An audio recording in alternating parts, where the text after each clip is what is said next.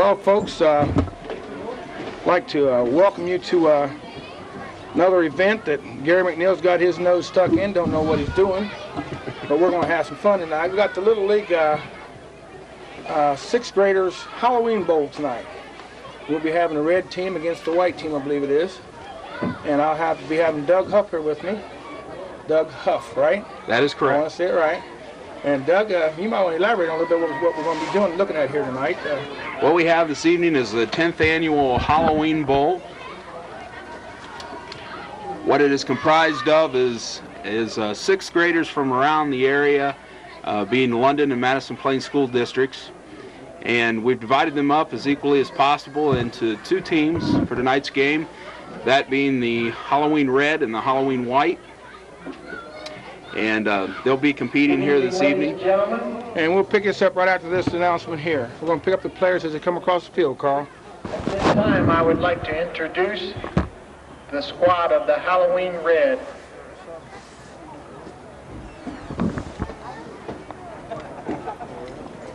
From the Bears, running back number 24, Jeremy Collins.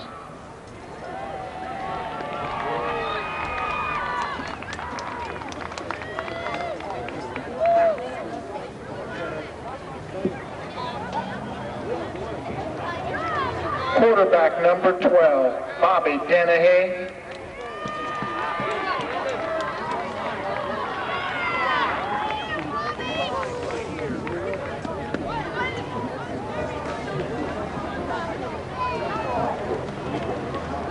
Tackle number 70, Jason Hicks.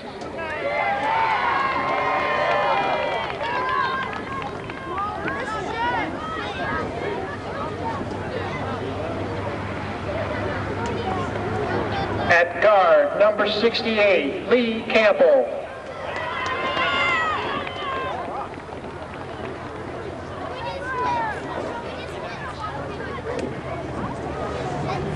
At tackle, number 79, Jason Mickle.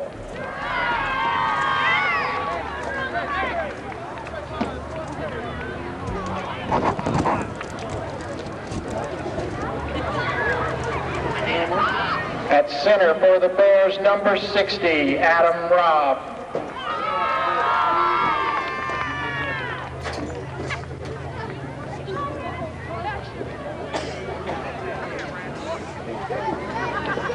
Running back, number 30, Aaron Roby.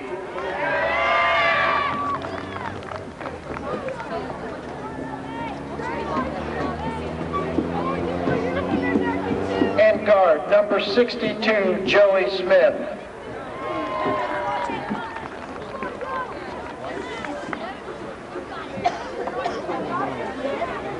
The Bears were coached this year by Joe Sexton.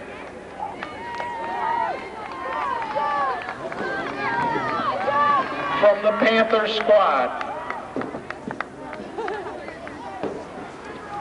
quarterback number 9, Corey Gears.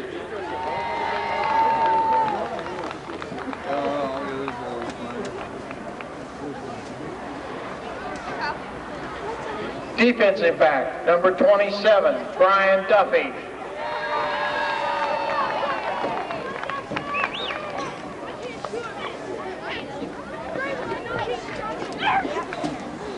At tackle, number 77, Justin Dillard.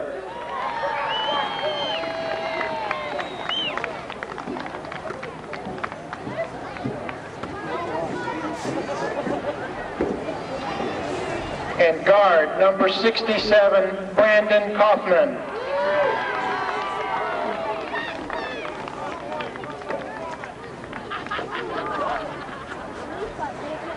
The Panthers coach is Scott Duffy.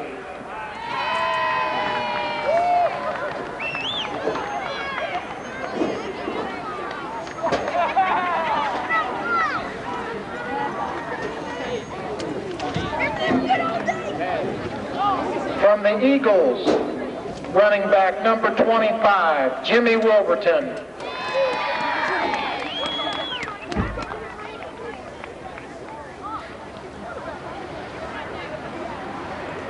At running back, number 32, Justin McGee.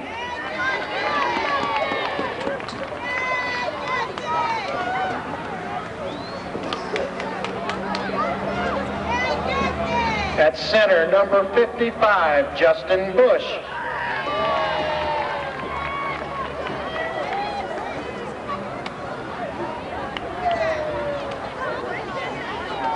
One of the tackles, number 75, Joey Flynn.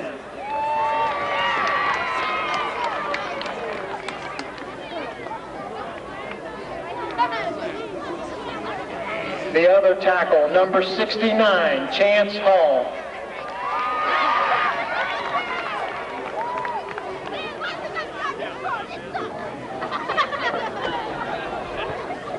At end, number 88, Jeff Cosson.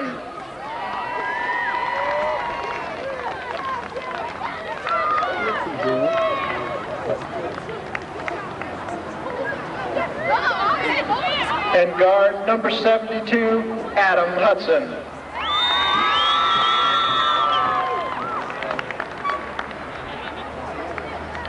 The Eagles were coached this year by Darrell Eads.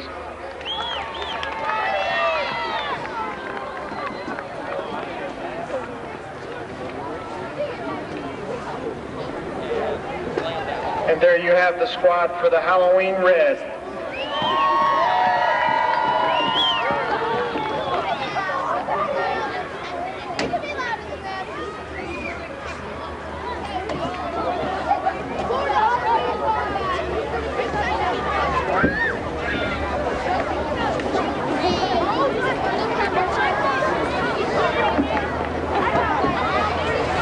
And now for Halloween White.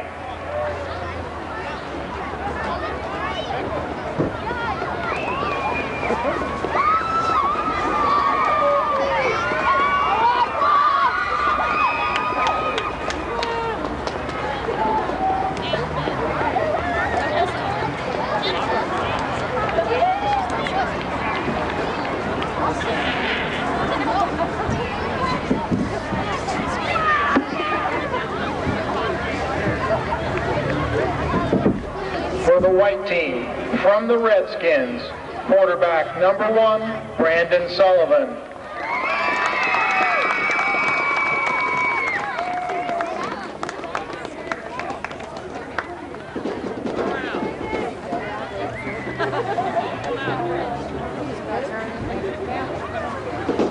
At tackle, number 69, Dustin Jones.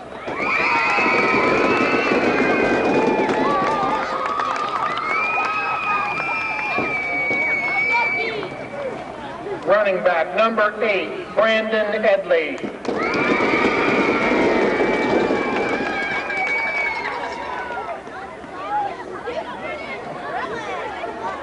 At guard, number 63, Sean Pollock.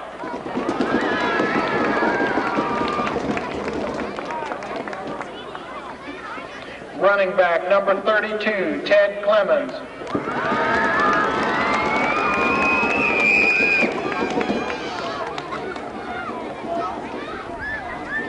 At running back, number 35, Jeremiah Leach.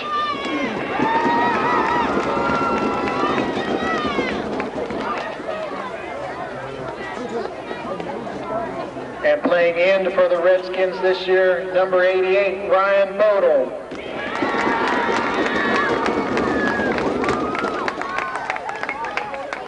The Redskins were coached by Dave Caldwell.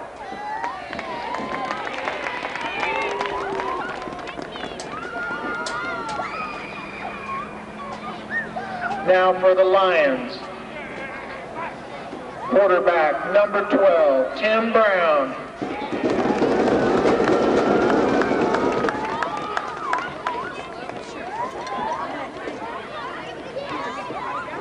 Running back, number 7, Grant Zirkle.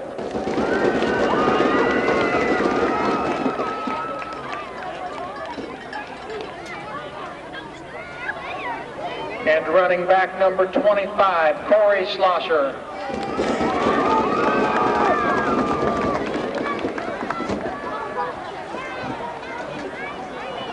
At guard number 57, Corey Collins.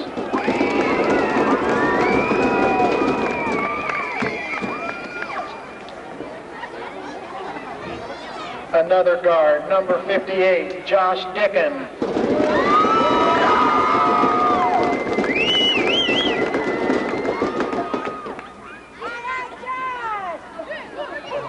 At tackle number 72, Brian Lehman.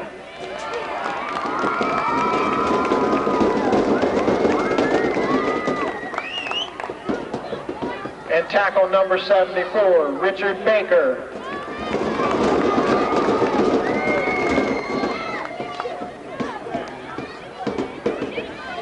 The Lions head coach this year was Darryl Schlosser.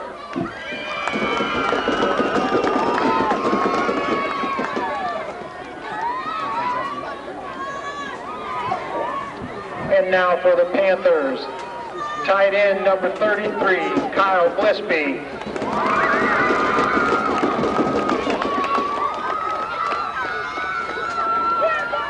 Linebacker number 25, Alex Henry.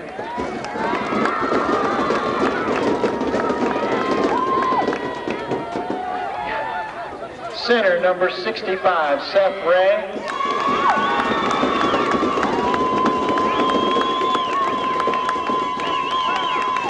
Last but surely not least, guard number 55, Eddie Brown.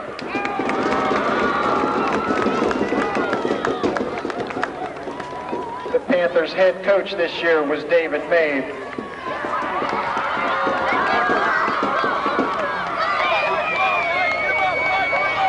Well, Doug, you got the introduction of the teams, and like I say, I'm going to be winging it tonight. I don't know too much about the league.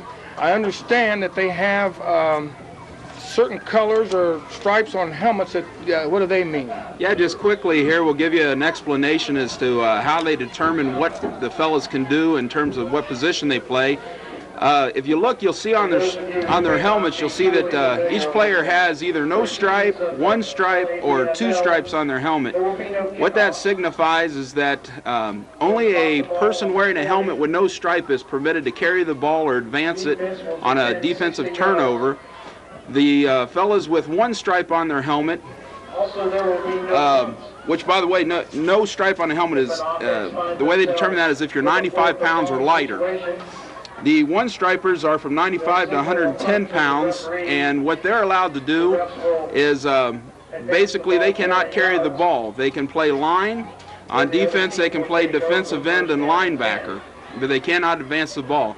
Then we have weight category, anybody who is 111 pounds or more, and they're a two-striper. And a two-striper is not permitted to carry the ball either, but they also are limited in the position they can play to the interior of the offensive or defensive lines. They also cannot be pulling linemen, and you can have no more than 3 of them on the field at a time.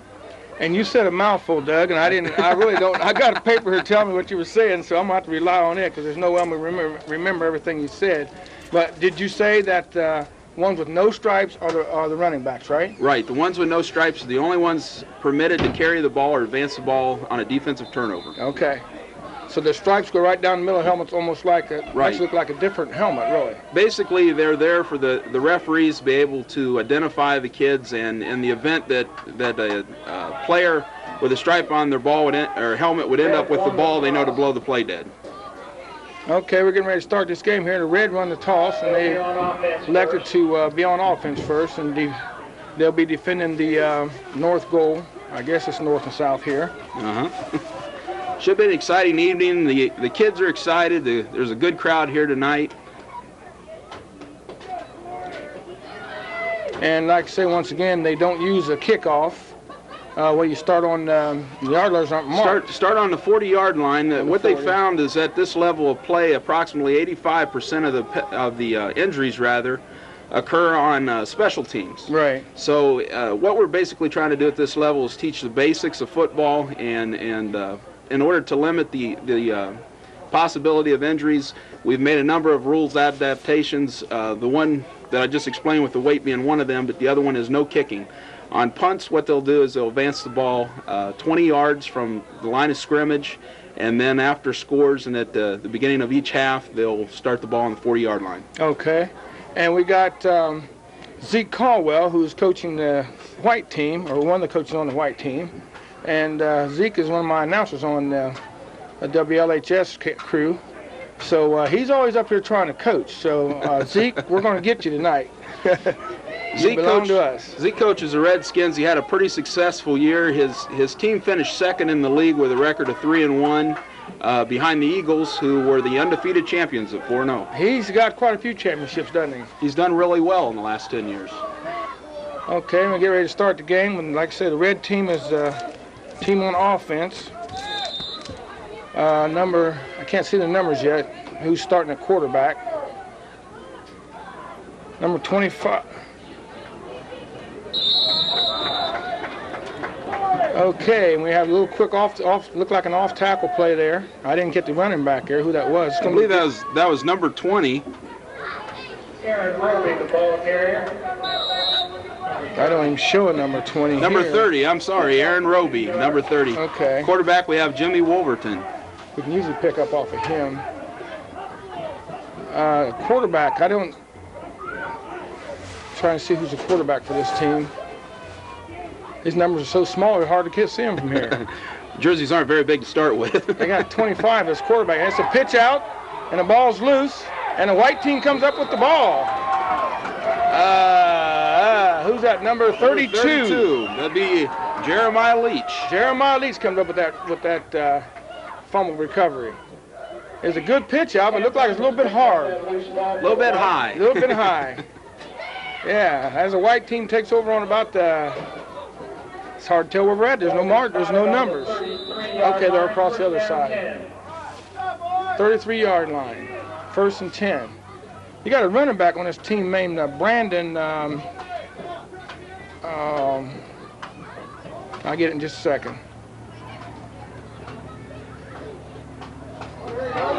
And we got a handoff to number 30. 32, I believe. On the white team. I believe that was Jeremiah Leach also. And that was quite a good run. He picked up first down on that run. These little kids can get into it, don't they? Yes, they do. They one of the things we learn at this level, besides teaching the fundamentals of football, find out which ones are the most aggressive for next year. I heard that. Yeah, this is where it all begins for Dobemar. And a good spin move, number 32, and he could go all the way. He got down to about the 10-yard line. He's been watching Mike Harris, hadn't he? Yeah, he looks pretty good there. He stopped on that play, a nice tackle by, I believe, number 88, Jeff Cosson. That was Jeremiah Leach again, wasn't it? Number 32. Yeah, he's a go-to man here. So it looks that way. Looks like the workhorse. Reverse. And here comes Edley around the outside, and I was looking for him to run the ball. I watched him, and Edley scores, and they go up. The white team goes up 6-0 right off the bat.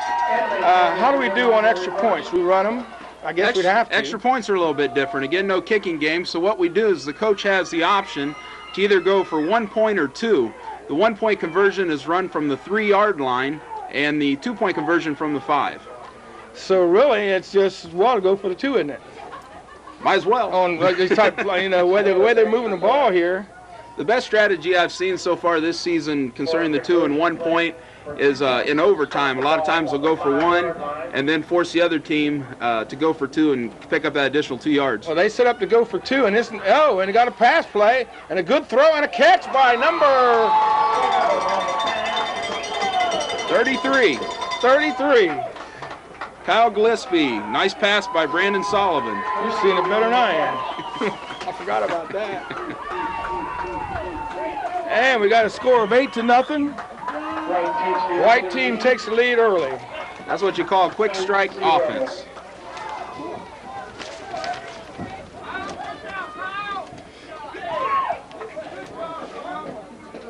Now the red will take over again at the 40-yard line.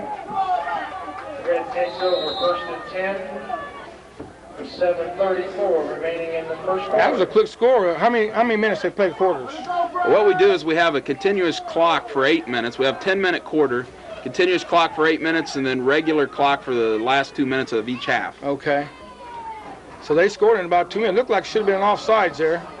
Encroachment or whatever you're going to call it. Ooh, and a good solid hit by number... These numbers are so small I can't see them. Go ahead and tell the truth, Gary. You need glasses.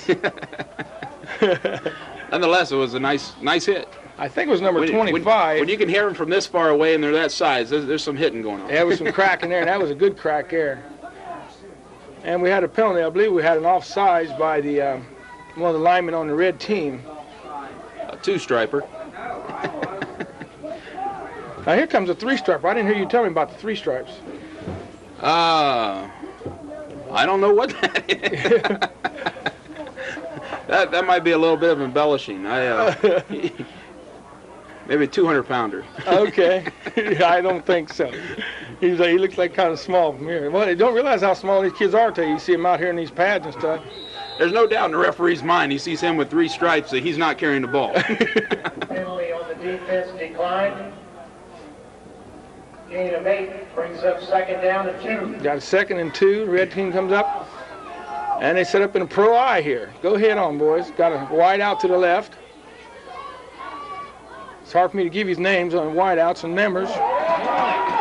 And what happened, Doug? I believe that was a swarming defense. Number 30 carried the ball that time for the red team. Aaron Roby, and somehow he ended up about, well, they stopped at the point of contact, looks like, because they ran him back about 5 yards. Want to bring up about a 3rd down and 2.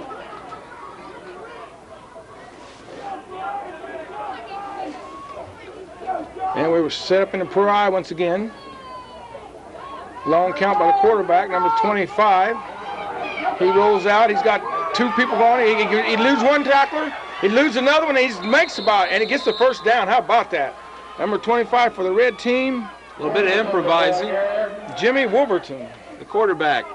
A lot of times at this level, you'll find if you've got a quarterback who's really fast, they'll roll him out on the keeper. Really never with the intention of throwing the ball, I don't think. Just trying to get his speed and get him outside. Yeah.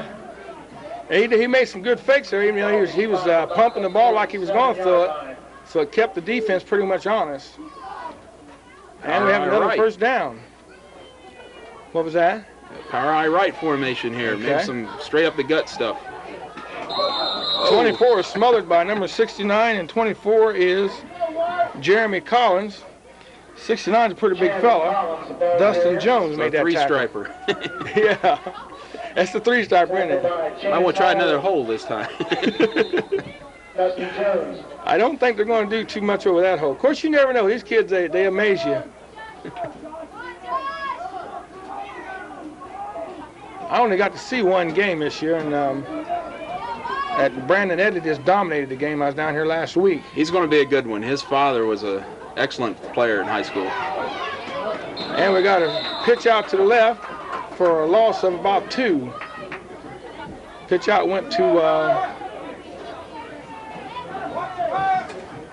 excuse me. I believe number 32 made the stop on that. Jeremiah Leach came across the line real good and read the sweep and stepped up, made the tackle. Leach on the tackle. Roby's the ball carrier. I just talked to my cameraman and see if we can get him to stay on the ball carrying attacker a little bit longer. Maybe we can pick up those numbers a little quicker. Some of the numbers, half of them are down in the uniforms, down in the pants. We got an injury here? At number 30 appears to have hurt his hand. I hope he's okay. Take him off, take a look at it. Hate to see anybody get injured in any sport. I don't care what it is. And we set up once again in the pro eye.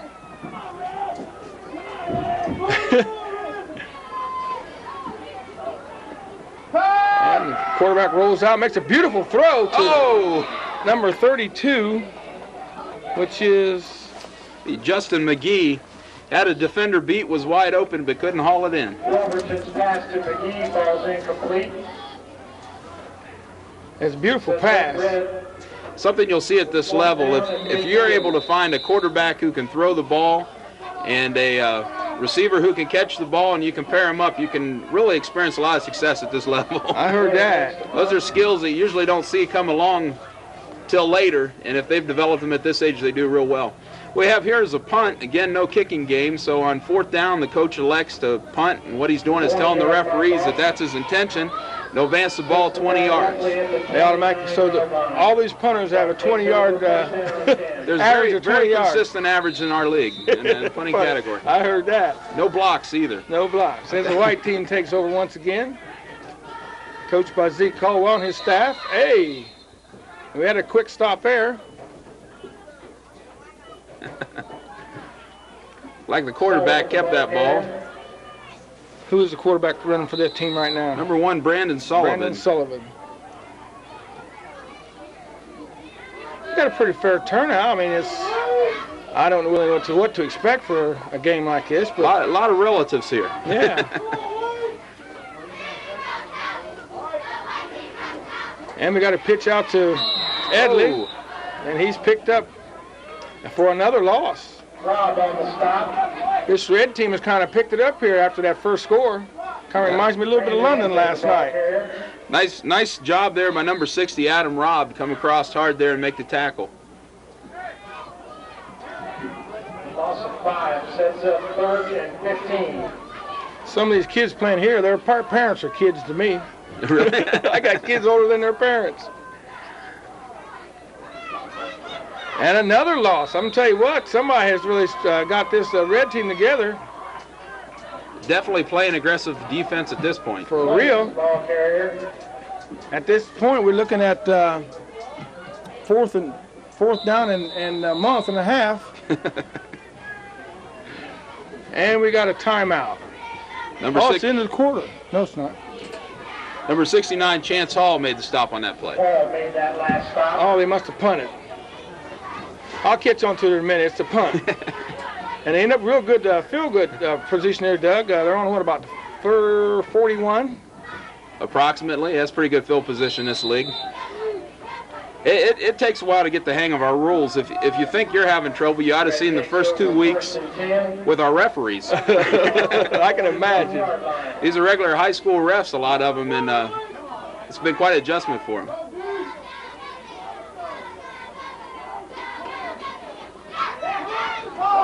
Oh, and they got a fumble there. Ball carrier was... Fumble on the handoff.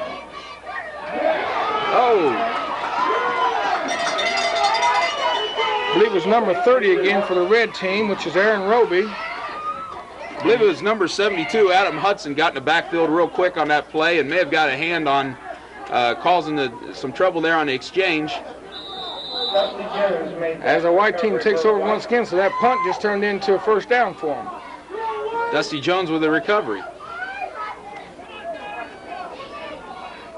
Guys are getting off pretty good. And there goes Brandon Edley, and he picks up about 7 yards. Brandon Edley over the right side. This reminds me, it makes me feel good to see this, Doug, because if you remember a kid named Todd Snyder. Oh, yeah. He just came back here a few weeks ago and was in the Hall of Fame. And I coached the team that he was on in Little League. Oh, really? And, they were really, they won everything that year except we went up against Zeke's team and ended up getting beaten by 1 point in the Zeke keeps playoff. coming up. How's he do that?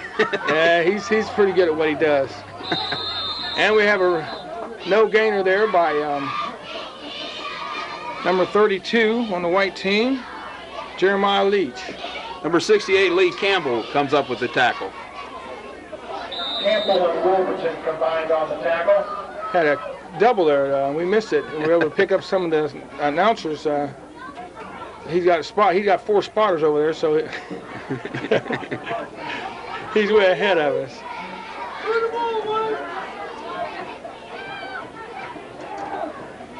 Hand off to number 25. No, it didn't. They faked me out. Brandon Sullivan, the quarterback, made a good fake there. And Brandon Edley. Then on the spot, we may have first down here. They're going to call timeout for a measurement. Calling for the chains. Looks to me if they're going by the chain, it should be there. It's going to be close.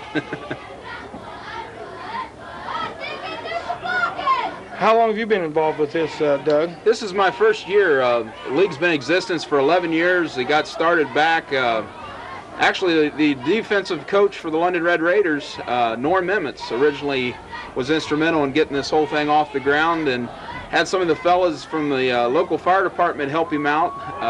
Mr. Minner. Yeah, I remember when and Mr. Penix, I believe, were involved in helping get things off the ground. And then Bill Blazer and some other fellas here locally took over.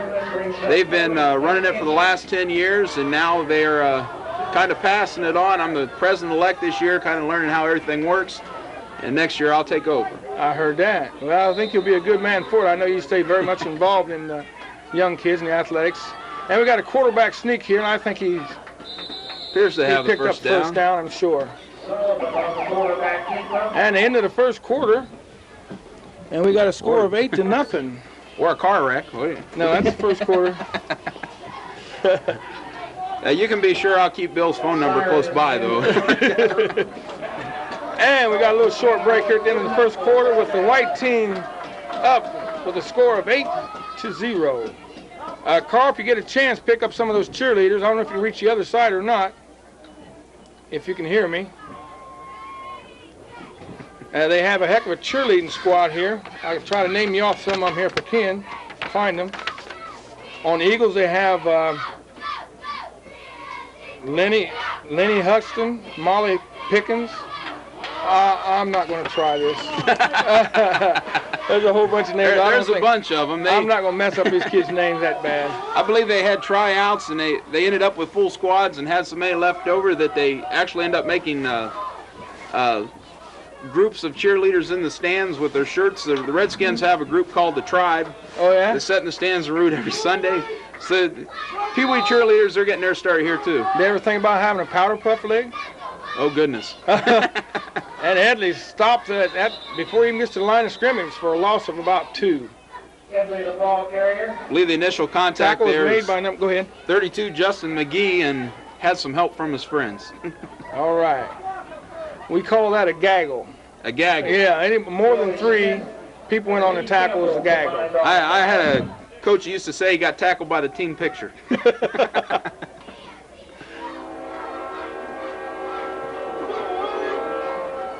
Hey, we got a full house backfield here. And a quarterback fake, roll out, and the pass is there, and he can't get to it. Number 7, Grant Zirkle, was out for the pass. He's just a little bit overthrown. I'll tell you what, this Brandon Sullivan, he rolls out to the left and throws pretty good, throwing back right. Sure does, and once again the receiver was open, had a very good misdirection play, sent all the backs to the right side, and for a while I thought Edley had the ball. Yeah, that was a good move. He rolled out there, and he threw the ball for a good 15 yards. He's got a good arm. And the quarterback back again. He's got another pass, and the player Edley. Oh, over Edley's head, just a little bit too far. This Edley kid lives across the street from me, and he's out on the street playing a lot every day out there. I used to fuss at him because my car be parked out there. And I said, "Oh, you guys are going to tear my car up with that ball?" But I kind of got to the place. I got a little older. And I said, "Well, you know, I did the same thing when I was a kid. So as long as they don't break up anything, I guess we're going to be all right. As long as the parents don't get out there and help them tear it up." 4th down 11. The white team elects to punt. Edley's one of those at this level. One of the coaches a couple years ago referred to them as puppies, and we was going to find out which ones barked. And Edley's one of those that learned how to bite. I heard that. Yeah. You heard the expression, you know, you can't teach some things, and I think Edley's one of those fellas that's going to have this natural some natural ability. A lot of natural ability. Well, he's got on his mother's side, he's got some really good athletes. His uncle, and then he's got a cousin that played here for. He went down to North Carolina. Kane. And here goes a nice run, and he was still on his feet. I believe that was number 30, Aaron Roby.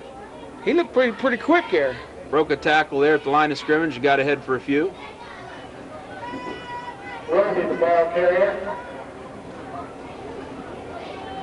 And we got an entry into the game, number 77, I believe it is, for the red team, Justin Dillard.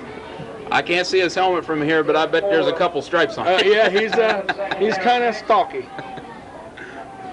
A couple of these fellows down here you can sell advertising space on. I heard that.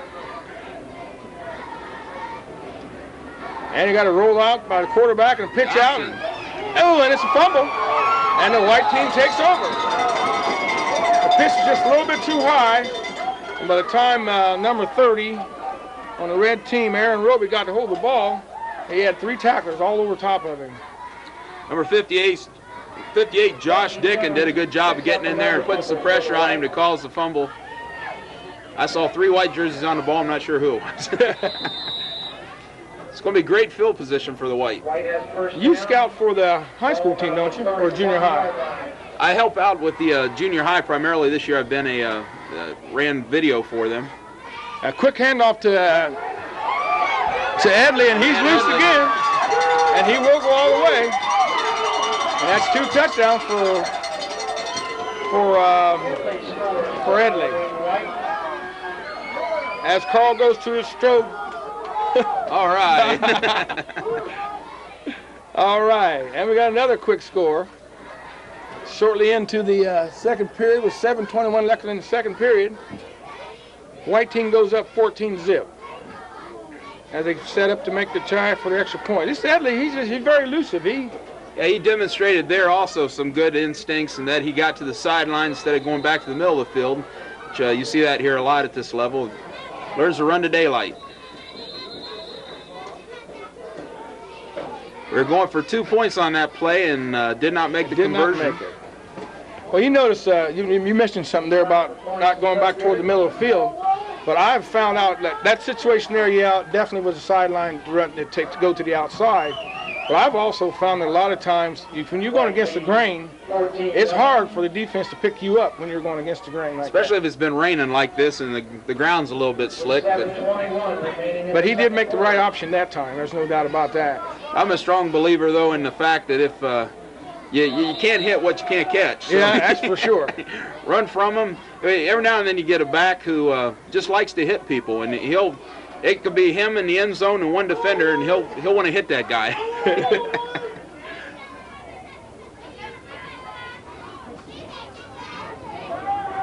And we got the end coming around. Number 32. Justin McGee again. I think he actually lost a yard.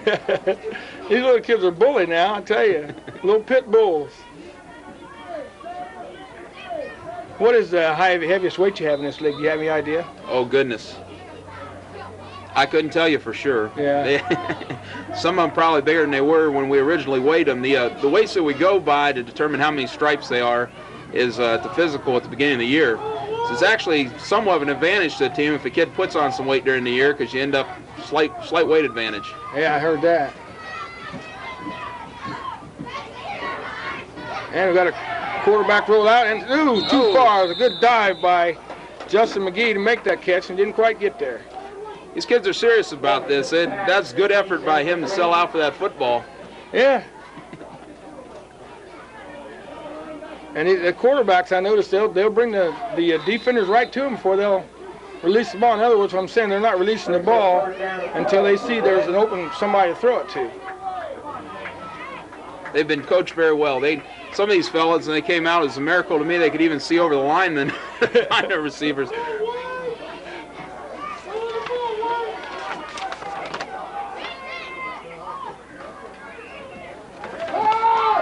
Oh, Lord. Wide open, Mercy. number 12.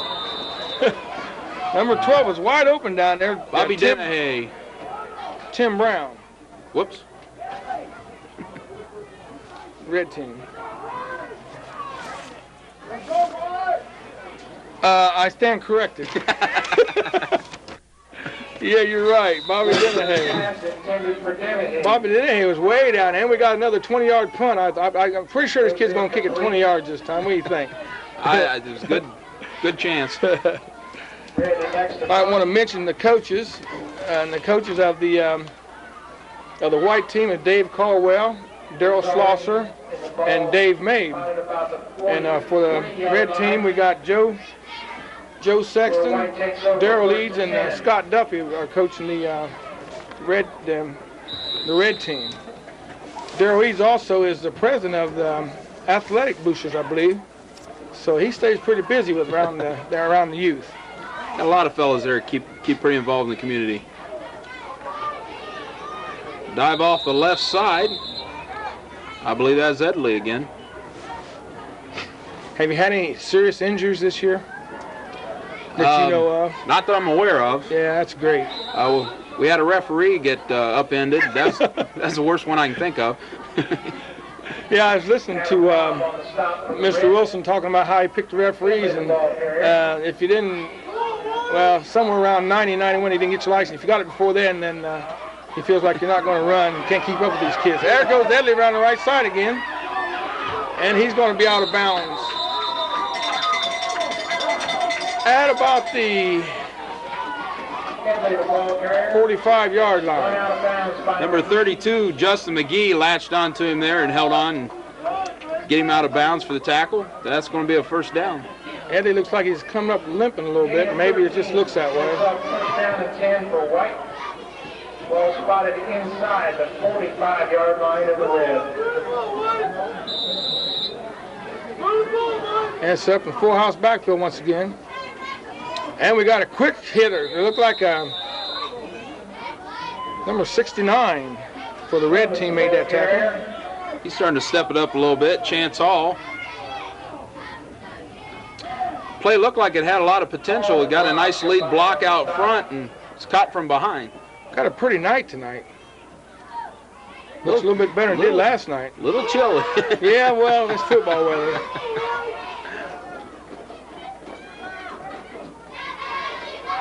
And a hand off to Edley on around the right side again. Once again, he's got a hole there. Oh, I believe we're going to have a clip.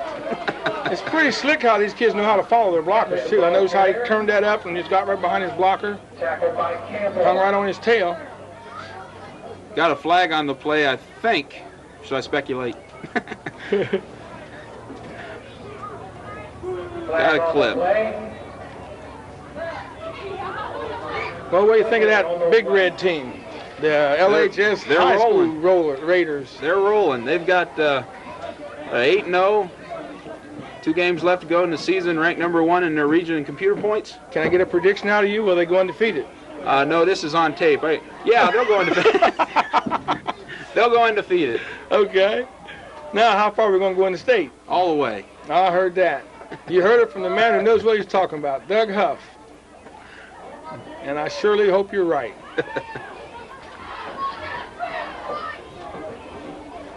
I think we picked up a few points last night. I seen where I think Olentangy won. Some of the teams are winning some, so be interesting to see where we're at. And the quarterback slides back. Ooh, and he gets away and makes a good pass, and it's I want to see one of these completed. Number 1, Brandon Sullivan makes that pass to 32. Jeremiah Leach. And just can't quite connect yet. Brandon Sullivan did a good job of moving around the pocket there, avoiding the pressure from the defense. And basically, I think he knew who his intended receiver was. He's just getting the opportunity to get out there. I noticed that he stayed in the pocket and he moved up in the pocket. So this is big time type playing here. Oh, and we got a fumble. Bad exchange between the center and the quarterback. Who's got it? I got a feeling the red team come up with it. And that killed that play. I've been trying to keep my eye on Zeke to see how he handles these kids, and so far he looks like he's pretty cool. Zeke has a lot of fun out here. Yeah, he does. Well, he's been doing this for a lot of years. He really enjoys it. I'm really surprised that Zeke hasn't moved up to the higher level, up in the junior high or maybe high school, to work with them. He really enjoys what he's doing, and he communicates well with the kids at this level. And we got another fumble. And he gives the quarterback recovers his own fumble, which is number 25, Jimmy Wolverton. Loss of 2 on the play.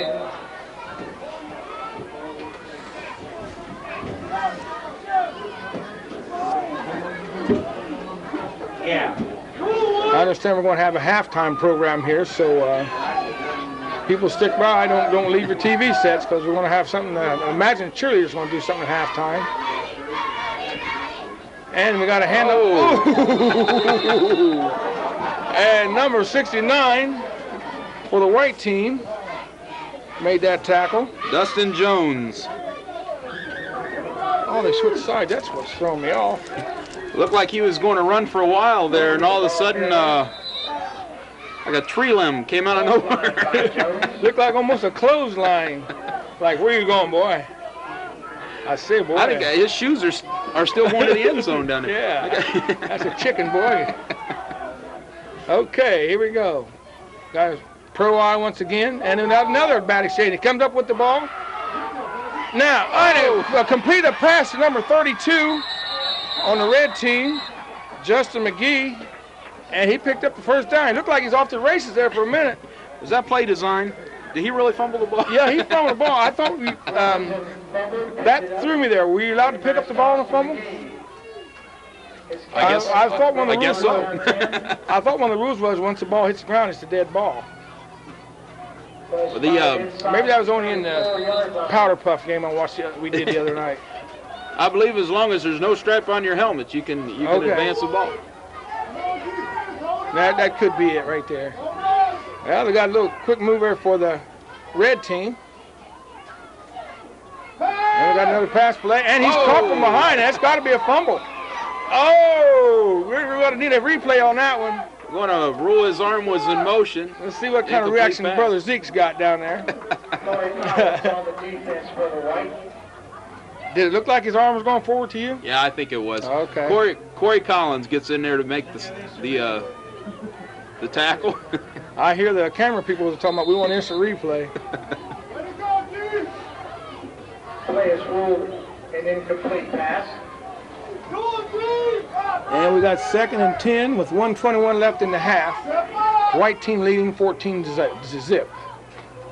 And we got a pitch out to number 30. Number 30 is Aaron Roby. Took the pitch out, and he was tackled by. Roby, the ball carrier.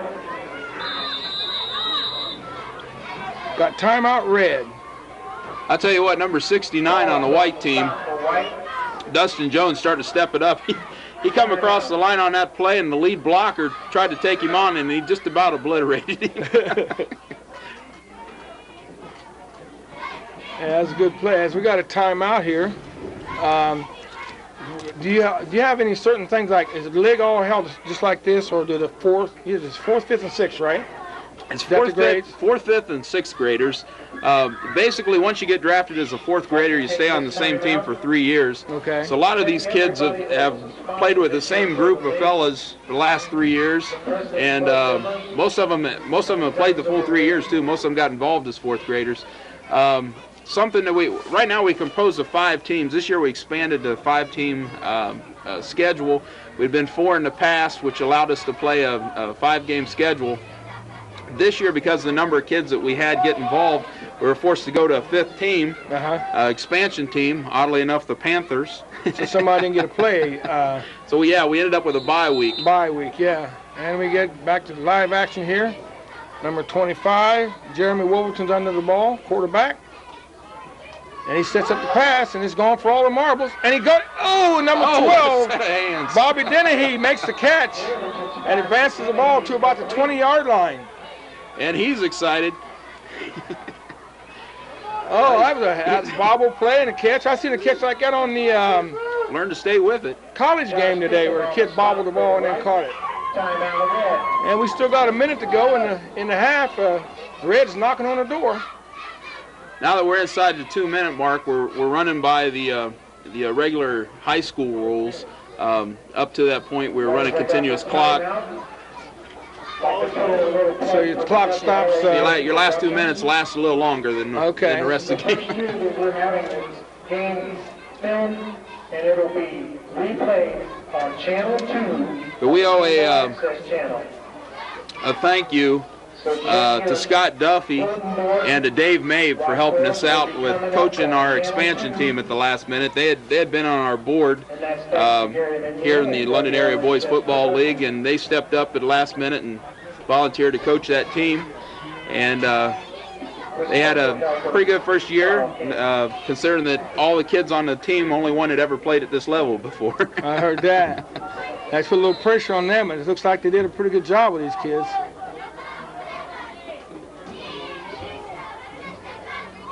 And got another pass play again. And it was knocked down by number 8, Edley. Edley knocks that down. The throw was to number 32, Justin McGee. Edley's about a head taller than him. McGee had him beat. Ball was thrown slightly above and behind him, caused him to come back for the ball. Edley, he calls himself Jerry Rice when he's over out playing in the street there called in front of me. So wonder what number he going to wear. Prime Time Sanders. Oh, and we got to have a long count and an offsides. We got a little trick play there, and the quarterback uses a long count into the white team offsides. 72, Brian Lehman got his money's worth. If he's going to get the penalty, he got a hit in. And we got 56 seconds left in the half. Game looks like it's going pretty quick. As I hear the parents holler, "Come on, white defense."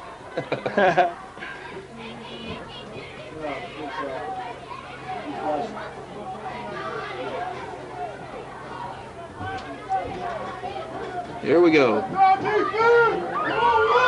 See a lot of passing here, more than normal.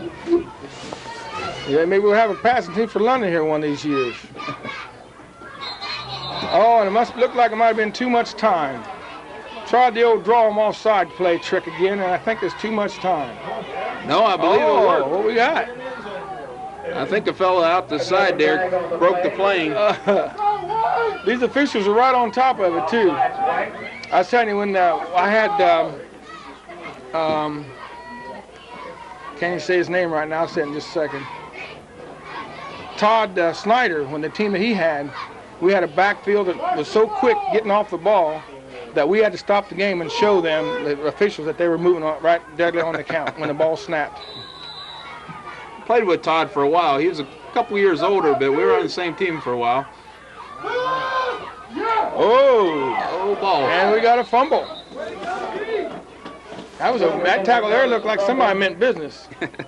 Covered by number 25 of the red team, Jimmy Wolverton, the quarterback. Well, they say don't go to Wolverton's Mountain.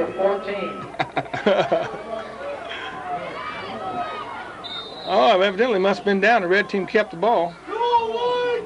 Got quite a ways to go with it. Matter of fact, they did. They recovered their own fumble. We got 23 seconds left in the half. 14-0, white team. Quarterback sets up the throw. He's got a person open. Oh, and he falls down on the 5-yard line. Wide open, number 32 for the red team, Justin McGee. That was a sweet play there. Yeah, he's wide open and lost his feet, or just him to the end zone. It's funny that these kids here, 20 yards is a long ways for these kids. But 20 yards is a long way for me. Well, one thing good about the program like this is that, so many kids, they get fat at their young age and all sloppy. And something like this can help keep a lot of these kids in better shape. Just keep them away from the TV so much and seeing all that bad crime and crazy movies that's on TV. I really appreciate programs like this for the children. And I'm sure you always need help. Anybody wants to get involved, give us a call. See Doug Huff, and he'll sure enough put you to work someplace. Let's go, defense! And number 25, Wolverton, sets up under the ball, quarterbacking. And he's talking for a long count. He sets up for a pass, and right over the center, and it's not there.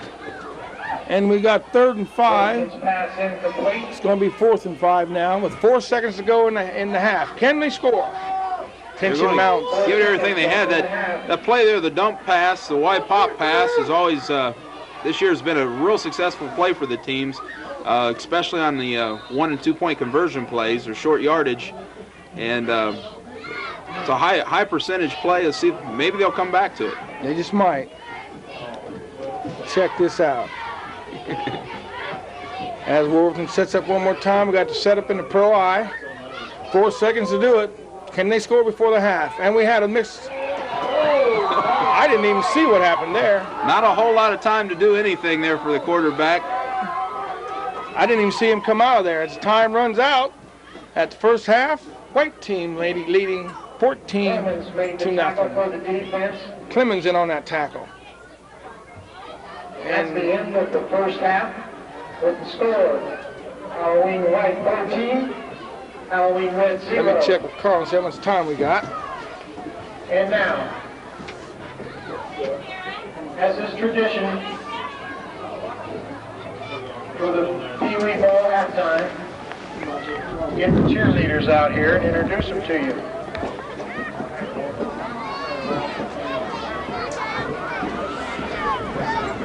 Well, we're going to guess on the time because he's got to put the time back on. So usually we have a 10-minute halftime, but I don't know if they've got something special planned for this evening or not. Might take a little extra time. Well, we can do it with it. As we got the cheerleaders in out on the field, we're going to have a little special here for the fans. Carl, if you can't get a close-up of all the cheerleaders, you need to do this out that way, I guess.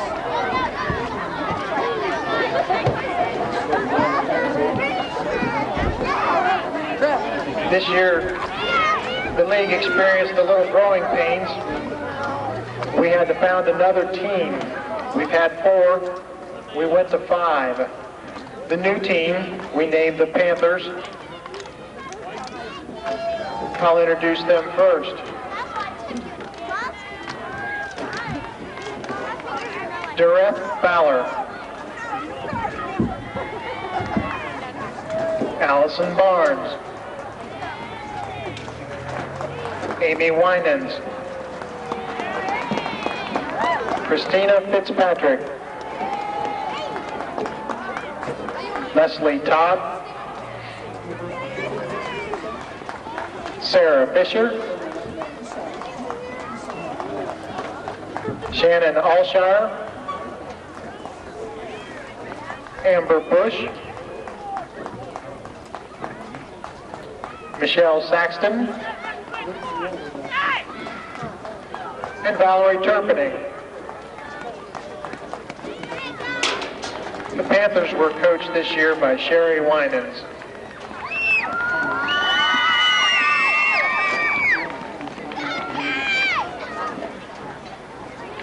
Now for the Lions. Ashley DeLashmet.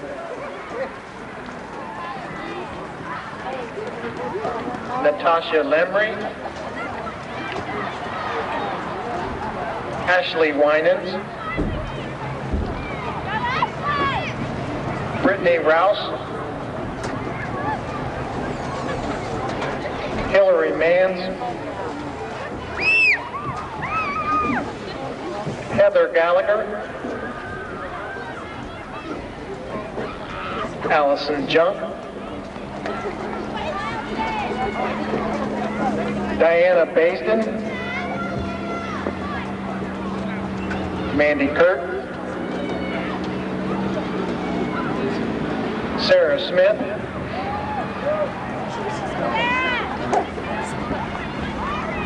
And the Lions advisor this year was Tony Daniels.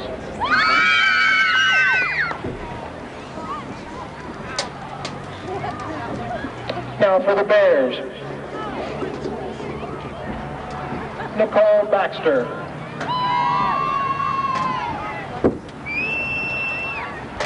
Jennifer Young. Kristen Lovett. Sarah Barnes. Jennifer Poe.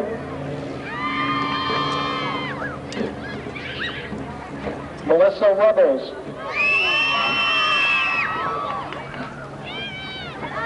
April O'Neill.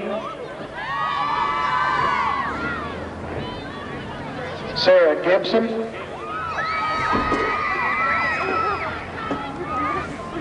Joelle Smiley.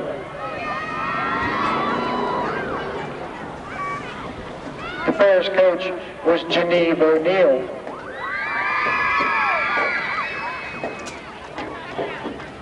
Now for the Eagles. Lexi Hudson,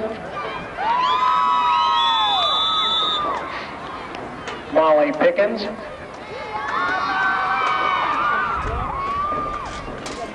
Kristen Hunter, Kristen Griffith,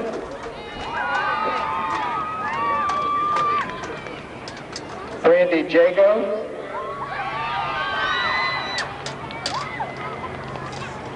Kylie Payne,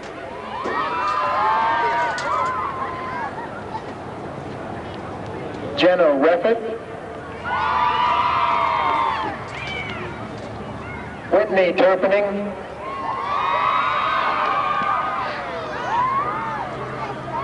Jennifer Long, Courtney Ladd,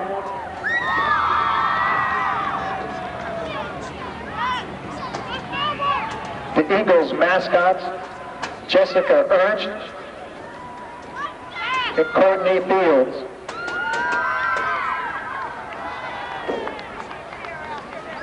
The Eagles were coached by Sharon Hudson.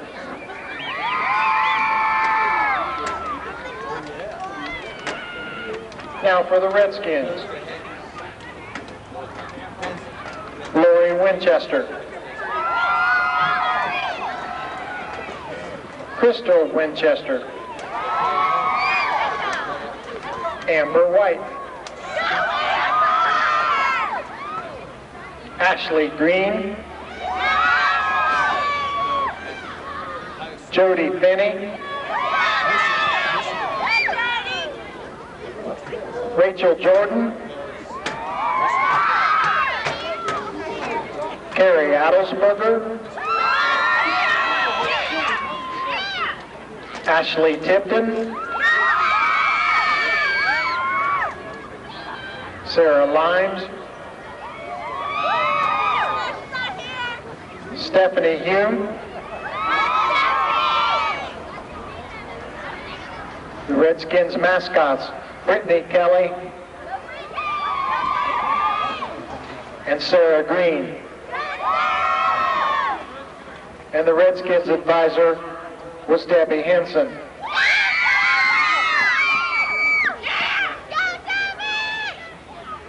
If all the cheerleaders at this time would please come towards the press box so we can get you on the camera.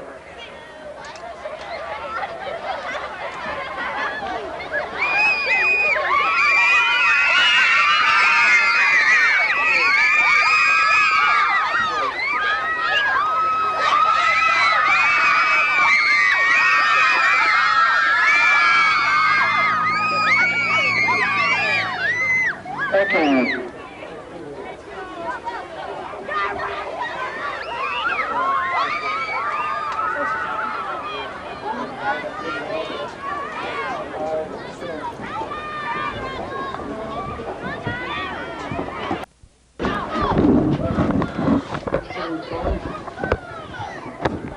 Okay, we're live once again here at Everybody get your Vaughn Kennel Field. tickets out. Got a 50-50 drawing going on right now.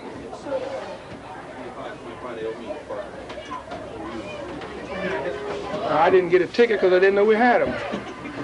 We're drawing for the 50-50. Doug, you take over here. I'm going to make a...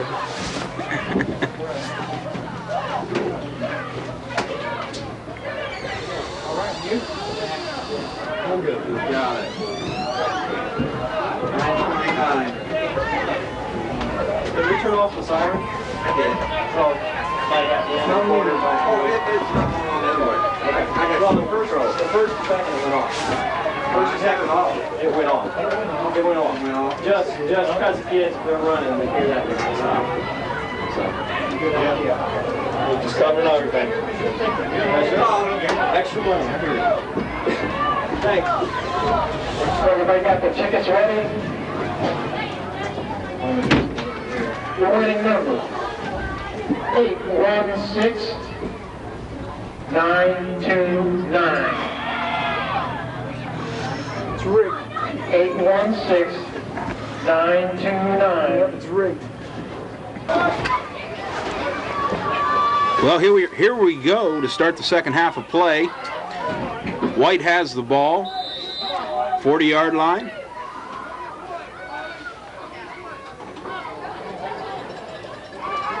And again, we have a problem with the Sullivan recovered his fumble for the White. problem with the exchange. Solomon recovers. Bring up second down and just a little more than 10.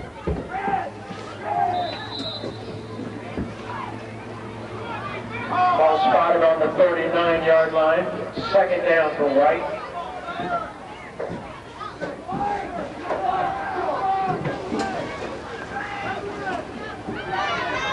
Back to the line. Reverse, number 32 to Edley, and he's got room to run up the sidelines. Gets a nice lead block by the quarterback, number 1, and is brought down by number 9 of the red team, Corey Gears. Edley demonstrating his speed there, takes the ball across the 50 to the 43-yard line, where it'll be 1st and 10. Gain sets up first down for the White. Ball's at the 43-yard line.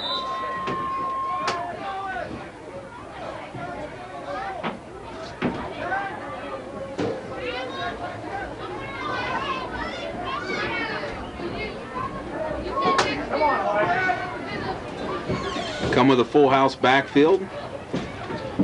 Number 1 hands off on the dive, and there's a fumble. Appears to be recovered by the White team. Number 25, Corey Schlosser. Oh boy, getting a little chilly out there. Welcome back, my partner, for the second half of play. Hey, we're ready to roll. Got stuck in the hot dog line. There you go. Let the coach get out of the way to get a commentary out of him? Yeah, he was busy. Okay. It looks like we might have a fumble here. Got some cold hands here to start the second half. Another fumble here. But again, they've recovered it. Seems like it's went down another 10 degrees since we started out. And I think they even recovered the fumble for a gain. Who gets credit for the yardage?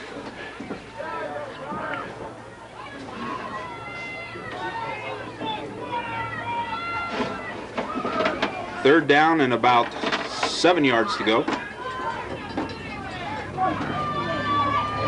Double tights, full house backfield. And we got a big loss and a fumble. Picked up by the White team. They retained the ball. Number 32 recovered that fumble. Number 30, Aaron Roby from the red team, gets the initial contact with the quarterback, forcing the fumble. That's going to bring up a third down and forever. Fourth down, rather. And wisely, they're going to punt. Lost back to the 46-yard line. Brings up both along for White.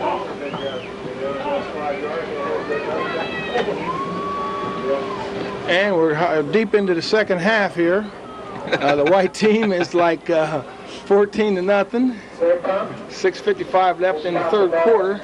And we have another 20-yard punt. Those kids are very consistent on that punt.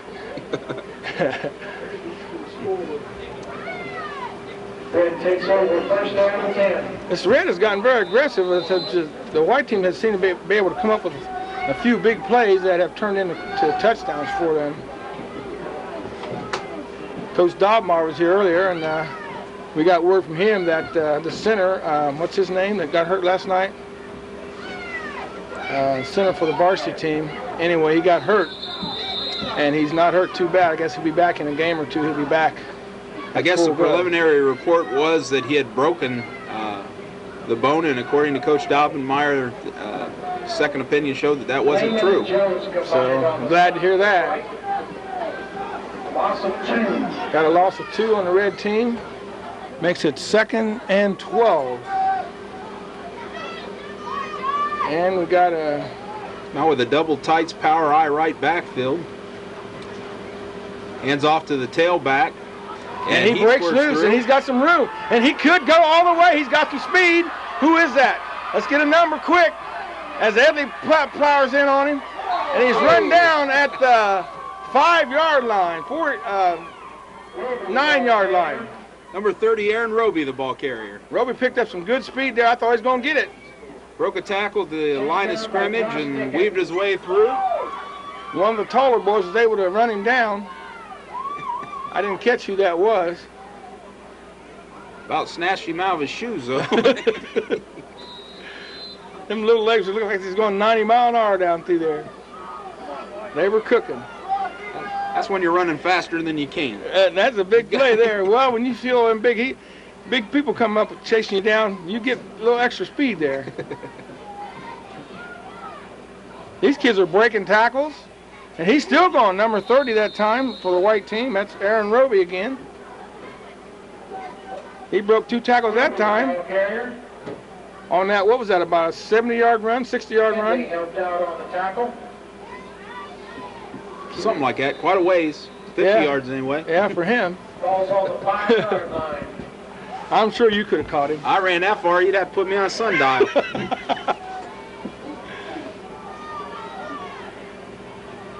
And we line up Wolverton under the center. Another straight dive up the middle. Good for a few yards. It's going to bring 3rd down and goal. And we're pretty close here. Appears to be about the 1-yard line. They're knocking on the door. Got a good chance of scoring with under 5 minutes The ball to the 1-yard line. in the 3rd quarter. 3rd and goal, Red. Red team is looking to score. And I would like to see them score just to see everybody score and get a chance to do something here. Maybe they might win this game. Who knows? They're coming from behind 14-0 right now. Wolverton under the center. And it's a bad exchange there once again. He has to go down to his knees to protect the ball. 4th down. Red recovers their own fumble. I think a punt's out of the question. Yeah. How about a field goal? Hey, we forgot the field goal. How do we adjust for that? We don't have one. No kicking game. This would be the equivalent of a half-point conversion.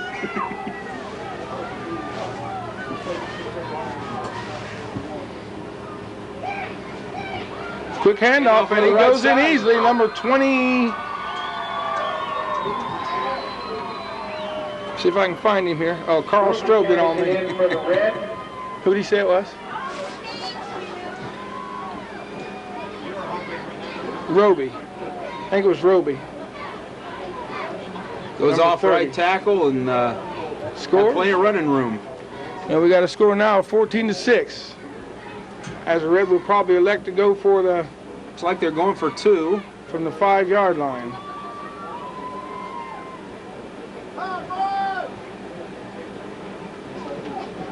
I'm really glad you done this with me, Doug. I don't think I could have done it without you. I don't know too much about Anytime. these rules here. Learning myself, you have to hear these rules interpretations 4 times before it sticks. Right up the middle. And I got a feeling they didn't make it. Just a bit short. But we're on the scoreboard. 14-6, and we have we're under 4 minutes in the 3rd quarter. Red team gets on the board. White 14, Red 6. Yeah, but now we start over once again, what, at the 40-yard line. Once again, there's no kickoffs, no punts, No field goal. no field goals, and we still have fun. We just eliminated the special teams, right? Right. Keep that door closed, boy. It really has cut down on the injuries. One umpire, one ref. That's all we got to show for. And we got a quick handoff and a fumble, and Red team may have come up with it. A little premature judgment here. White gets it back. And White got it back. Number 1, I believe, no, number 7 for the white team. That's Brandon Sullivan. And he come out with his hands up like, what did I do? What did I do? The one thing you got to keep in mind, these fellas that are playing here are used to playing on 5 different teams. So in essence, they've had 1 week of practice in order to gel as a team So they're still a little bit rusty. Yeah, it takes a little time getting on these kids to play together, but they're doing a good job, I tell you. The blocking looks good. Would you say that the team, do they have a basic fundamentals that everybody has to go by the same plays and guidelines, or do the coaches make up their own plays? At this point, for the most part, it's left up to the discretion of the coaches. No, I'm talking about during the legs. Right. Okay. Several of these fellas down here coaching have been doing it for, like Zeke, have been doing it for several years, and they found what works for them, and they've stuck to it. And that way, when they come in as 4th graders, they come back as 5th graders, they know the system. Here comes Edley wide, and number 62 for the red team pulls him down, Joey Smith. Joey Smith made that stop for the red. For a loss of about 4 or 5. Edley, the ball carrier. And that's what you got to do this, Edley, because if you don't get him 40 turns a corner, you got problems. And we got a timeout. It's going to be a punt. All we're punting. 4th down and about 14. And the punt team comes on. Pick up the punt team, Carl.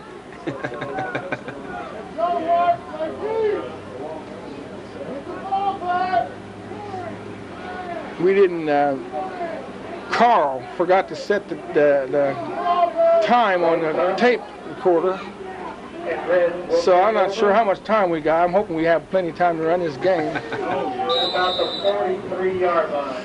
Well, we got all the players on, we got the cheerleaders on. Important stuff's out of the way. Yeah. And the red team sets up. Number 25 once again. It's got a few blockers out Jeremy front. Wolverton. He swung wide, but to no avail. Roby picked up no yardage that time. Josh Dickens on the tackle. Never quite got the opportunity to get it turned upfield. Pulled down by Josh Nickens, is that what he said? I got a Josh Dennis. So many Josh I see here. Oh, Josh Dickens, number 58, Josh Dickens.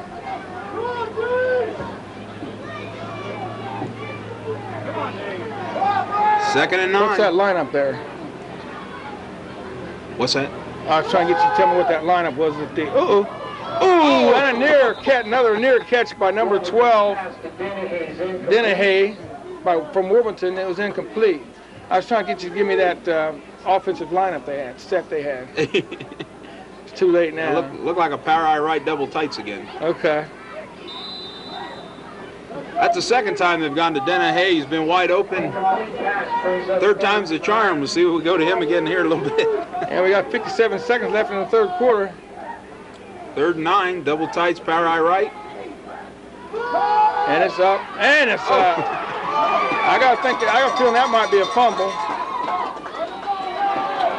I see, yes, to me, that one looked more like forward pass motion than the other one that they called the other way. Judgment call, but number 57, Corey Collins, makes the hit and calls the fumble. Of course, the official was standing right next to him, so he had to know exactly where the ball was and which way it was going. Officials have done a pretty good job. They're not getting too many hassles from the players or the coaches. Zeke's been pretty good about it. I see one coach is not too happy about that call. Yeah, Zeke's been good tonight. I'm proud of him.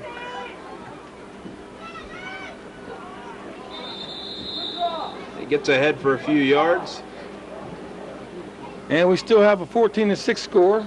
17 seconds left in the 3rd quarter. Corey Schlosser on the carry. And I believe the weather has dropped another 5 degrees.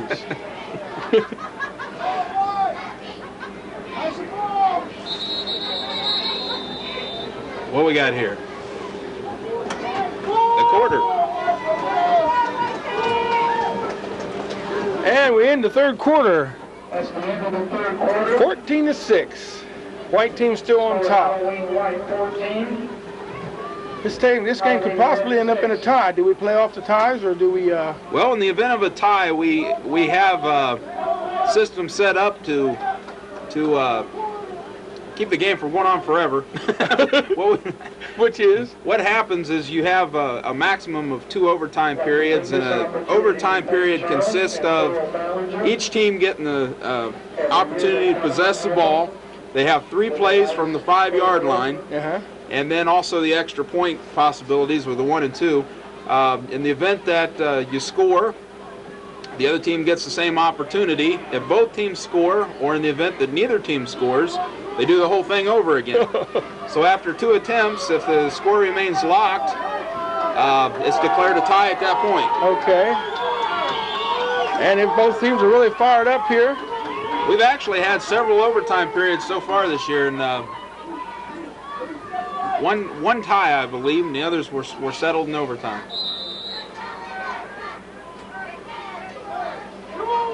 And the white team comes up fired up. They're looking to take and put this out of range. Pitch out to Edley. He sweeps wide, makes a quick cut back in. Heads upfield, and he's taken down by a gaggle. Some popping going on out there. Tackled by half the team picture. Stole my line. He says the announcer said it's tackled by half the team picture. That's one of your lines earlier. And we got a timeout here as Coach Caldwell goes out on the field and he wants to know what's going on. Edley looks like he's kind of doubled up there. Took a pretty hard hit. If I can, hold on here. Coach, Dalbenmar, come here a minute. I'm going to put him, we got Coach Dalbenmar in the booth here with us, and he's watching these kids. These kids will be with you someday, maybe. What do you think about what you're seeing out there, Coach? I was just commenting to somebody earlier. I really think that the caliber of play has really improved, Gary, since I've been down there about 4 or 5 years watching these guys play. Coaches are able to do a few more trick plays, a little bit more intricate type things, and I think the program's really coming along well. I'm glad to see you. I see your program's doing real good. Well, it all goes together, you know, and I think if you go back and look at when our programs did start to get better, a lot of it had to do with our biddy program getting good and our junior high program. It's just, it's good to see our kids just being successful at really all the hard work they put in. So it all starts here. It all starts here. Well, I'm glad, very proud of you, and I hope you go all the way, We're Coach. going to, Gary. I'm glad to hear that. Thanks. We'll be right there with you. I know you will. All right, Coach. That was Coach Dalbenmar, folks, and he's done a fine job since he's been here at the helm. I just hope he stays here. A lot of times we get coaches do that good, they pack up and go to a bigger school, but I guess we'll just have to talk to the school board and give him more money. How do you think? Think more money, keep him? I think Coach likes it here. I'm glad. That last play, number 1, the quarterback kept around the corner and was brought down by number 12 of the red team, Bobby Dennehy. And what do we have here? I believe we were short of the first down, and I think this is a punt.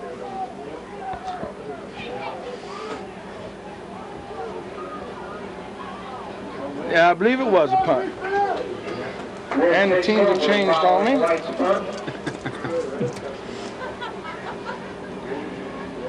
That was a quick punt. I didn't even see the ball that time. It's a good snap. Really. And want to give extra thanks to Carl for doing the fine camera as he always does. And we got a good run by number 25, I believe it is. No, number 30. Yes. 30, Aaron Roby. Like you say, he must be their go-to man. He's got his fair share of work this evening.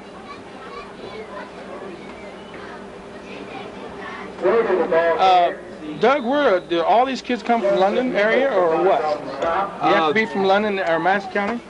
We actually have them from all over. The majority of the kids that are playing are either in the Madison Plains or London school districts. West Jefferson and Jonathan Alder both have their own programs. Okay. But we've had kids come from the far south end of the county. Oh, and a good catch by number, let me see who that is. Like number 32 of the red team. 32. Justin McGee. Justin McGee, that's the second one he's made. He gets out there pretty quick. He ain't over about 3'1", is he? Looks a little bit like Earl Campbell. He does, doesn't he? Little bull. We got kind of carried away in saying, telling us where the kids were coming from, but I know they have some from Madison Plains in that area too, I reckon. I think the farthest we have, I believe we have a couple fellows that drive about a half hour to get to practice. Okay. And we got a pitch out to number 30, Aaron Roby. And he swings around the side and looks like he might pick up about 6 yards. 5 or 6 yards, yeah. Ticket on the tackle. These kids, they all got started this year back in August. First practice began August 26th. They practiced 3 times a week for 2 hours per practice. We have practice fields spread all over the London area. Thank those folks that let us use their property in front of London Industries, in front of the London Racket Club, wherever we can get, really. We've got enough space. Just find an open field and go to it, huh? There you go. Good fake in there. As the red team gains a couple more yards there. You got about a 3rd down and 2. They started back on August 26th and had several weeks of practice, and the first game was September 17th. Played a 4-game schedule. Each team had a bye, so it's 5 weeks. And this is a culmination of the whole thing.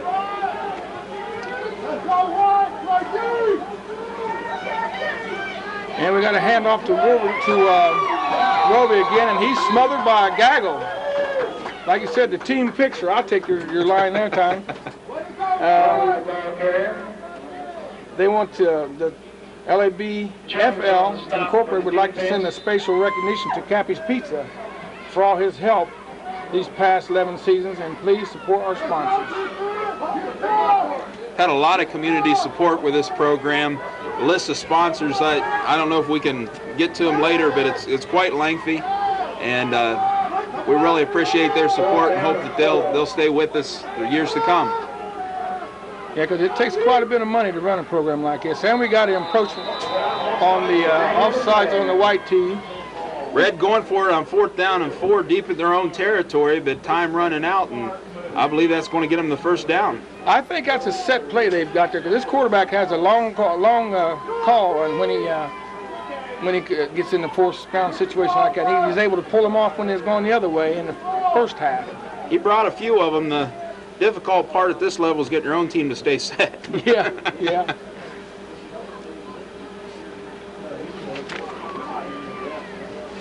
Let's go, B! 5 minutes left to play. Let's see whether Red can get going here. And it's a long bomb. Number 12 and it's there. And it's caught by number 12, and he's gone. And he goes down to the 25-yard line. Number 12, Dennehy. I told you 3rd time was a charm. Yeah, they're going to beat him up. A heck of a pass there. I thought the coach, if he kept getting open like that across the middle, that eventually he'd go back to him, and he pulls off a really nice catch in triple coverage. Yeah, he had triple coverage on him then. A little bit of height advantage. Pass couldn't have been thrown any better. And here we go at number 30. Roby again, I believe. Roby. He gets a few. Clock's running. Josh Dickens on the stop. Josh Dickens on that tackle. We got a little help from the fans. Probably a parent. His dad's helping us. Yeah, it sounds like a parent.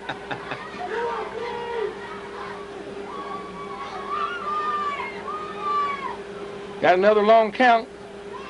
And it's another pass Number play. 32's wide open. And he's just a little bit overthrown. They were going for all the marbles. Or Justin McGee. Earl Campbell. Yeah. That's probably where Earl Campbell started, right in the leg, just like this. Down at 8. If you think I'm cheating up here, I am, because I have a little heater right beside me. I thought all that hot air was coming from you. Oh, I've got. Somebody told me that last night at the varsity game.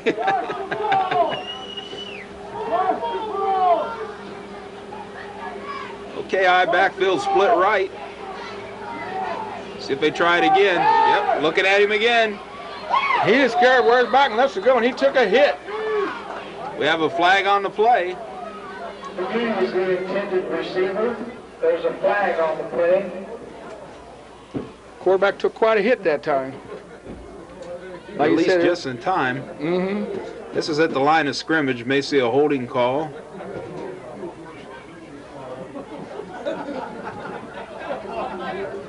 Illegal helmet contact on the red team. You want to explain that? That's the first time I've ever heard that call. Okay. I've heard face mask. It must be similar. I don't know. Like if you're saying contact, evidently they must have put their head somewhere where it shouldn't have been, in the middle of somebody's back or something like that. It's going to be a 5-yard penalty. Are you allowed to block below the knees in this league? Everything except pretty much the rules we've gone over are the same as the Ohio high school athletic rules. Okay. Red's going to call timeout here and talk it over on 3rd down and approximately 13. Got 3:19 left in. Oh, and they tag on a few more yards. Yeah. Determined that was a 10-yard penalty. And we got a timeout with the red coach coming out. Who's that coach, you know? I can't quite see him from here.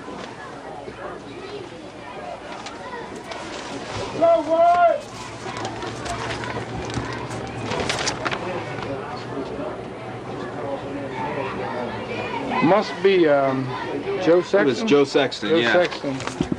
Joe Sexton, evidently he must be the head coach. Browns coach on, is that? Yeah, that's Browns head coach here. Has Browns jacket on. Where's the dog pound? Yeah, they wouldn't be afraid of this weather. That might be a Bengals jacket. Oh, Lord. They won the other night, man. They're looking good. I don't care. Okay. Give me that backfill once again. All right, double tights. He's got number 12. And 12 had a shot at it off the hands, off the face mask. He had the whole classroom hanging on it. White that time looked like they were expecting it. The total of 5 guys walking back from that one. Yeah. And they're going to give it another shot with 3:07, 4th and 19, 3:07 left, and we're not going to punt this time. This could be our ball game. As we got number 75 hustle into the game, Joey Flynn.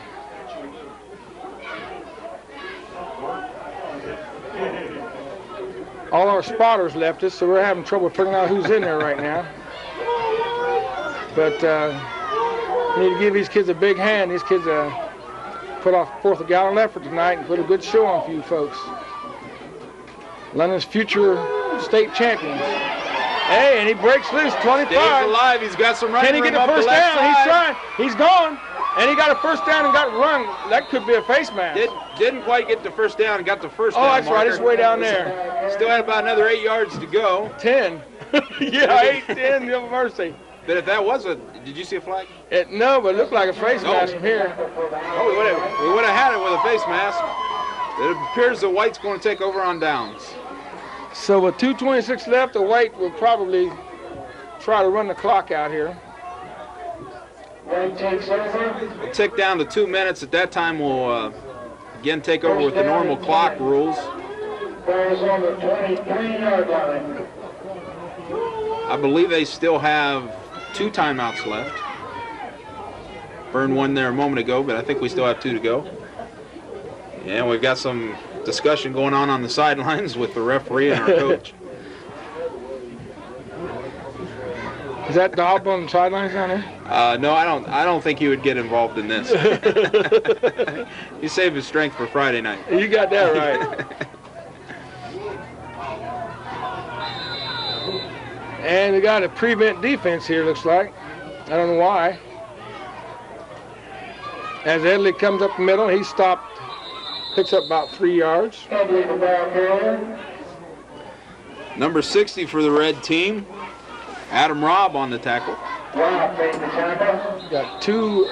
right at 2 minutes left in the game. We got a timeout on the red team. And we got another coach coming in. Who's that? Oh, I believe that's Eads. Coach Darryl Eads comes out and gives his team a little pep talk.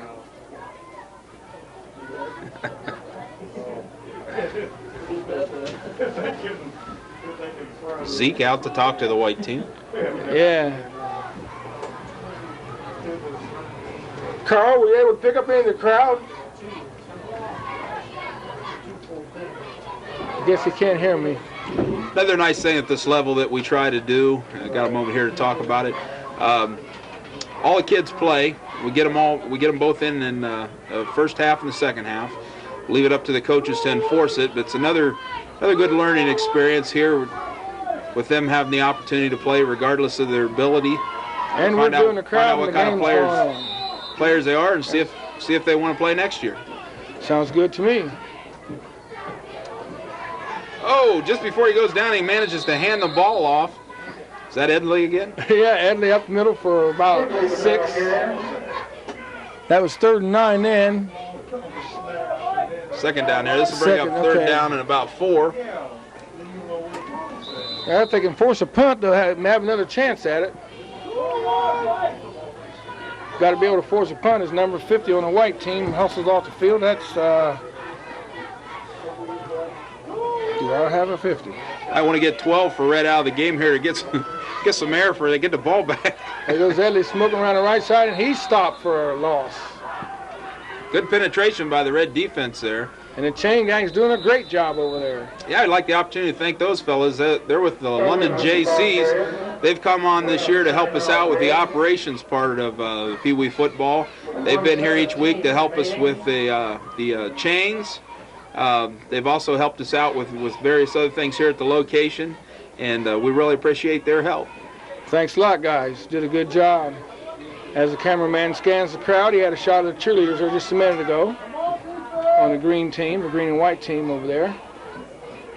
And we're not able to get the crowd on this side because I wasn't able to get my ground crew to work tonight. They all went to the pumpkin show. So I know he can't get any of the crowd down here on this side, but it's been a good night. Coach is working in some of his players that on the sidelines here, brought out a few of the regulars. Yeah, we're getting some back shot of the crowd on this side. We got a fairly decent crowd. I don't know whether it was advertised that well or not. There's some on our side. Yeah, yeah. Oh, White shot at the scoreboard there. White's going to elect the punt here. Red's going to get the ball back. With 1:17 to go, Red team takes over with a chance to 45.5-yard line. Put some more points on the board.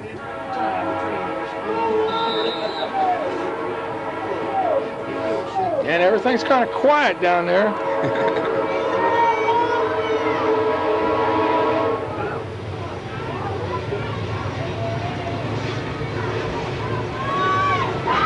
And it's a long bomb. And surprises number 12, and he makes the catch. And it's a fumble. Did he have possession of it? I don't think the ref's going to have that angle. Control. Don't think the ref has the angle, but I think he had possession and lost it when he came down. White looks excited, but they're going to call it an incomplete pass. It looked like a good pass, good catch there to me. Pull up the replay. Dennehy's getting a workout tonight. How long would you say you have to control the ball before it's considered a complete pass? Coach? If I'm coaching at the time, not very long. I heard that. Unless I lose it. That's a good answer. That's a good answer. You got out of that one real slick. High backfield, split right. Quarterback's looking to his right, looks to his left. Takes a snap, and there he goes. He's throwing a long pass, and he's hit. And it's caught by number 72, but he can't advance the ball. He was off to the races, though. Number 25, Jimmy Wolverton. And Brian Lehman makes the interception. So that should just about do it. 51 seconds left in the game. Wolverton hit just white team. Wolverton hit just as he releases, and the ball deflected. Now, ball not quite going where he wanted it to, and white fella there take advantage of the opportunity. I bet that kills you when you get an interception like that and you got an open field for a touchdown, but you're not allowed to run it. There's some fellas out there that, regardless of the whistle or not, would just assume run it to the end zone anyway. Yeah. I thought he might do that. I was getting ready to say that. If I be me, I just keep on running. They have a good time. Yeah, they are having fun. And Coach Caldwell instructs his kids to go down on one knee to keep the clock running. 35 seconds left in the game, and I think this game is history. Reds are out of timeouts, and that's about going to do it. I think we just about had a game here. Folks, I want to thank you for watching this game. Once again, this is Gary McNeil and Doug Huff. Doug Huff, and we're freezing, but we're having a good time. I enjoyed doing this stuff for the folks, and hope you enjoy seeing it. We appreciate your help covering the... Oh, we got a flag on the play. Too much time. Must have been a differential of just a second or two. But it gives me the opportunity to thank you again. We really appreciate it. The first opportunity we've had to be able to televise this to the folks of the community, and thanks for their support. And if you like football, we'll be back here again next season. We play on Sunday afternoons, and we really appreciate you coming out and supporting these kids. If you really want to thank somebody, thank Carl, because without Carl, none of this would be possible. Thanks, Carl. I really appreciate Carl's work. And once again, the white team is victorious, 14-6. Coach Caldwell adds another niche in his gun belt. Just real quick, we'd also like to thank Bill Blazer, the president of the board of directors, Tom Wilson, the vice president, Dave Mabe for serving as vice president, and Scott Duffy for being commissioner. Thank you, fellas. By the way, I believe that was Tom Wilson that is doing the play-by-play on monitor out here at the field. Got a good voice. Maybe we end up having him up here one of these years doing it for the high school. Who knows? As the team heads for the end of the scoreboard, I think they're going to take a team picture, have a few words. We'll also have the London Junior High coach talk to kids from London about next year, stressing good grades. You get the opportunity to watch this on replay, fellas. That's the most important thing. You got to be eligible to play. We'll teach you the rest. Keep those grades up. We'll see you there next year. And once again, Carl, this is the end of it. We'll pick up this sportsmanship move here. Both teams are shaking hands, showing good sportsmanship. Cheerleaders. Be sure to come back next year. Be looking for you next year. Next year, come to the game. Don't wait for us to bring it to you. Come to it. We'll be looking for you. Thanks a lot. Good Go Raiders. Good night, folks. Okay, Carl, take us home.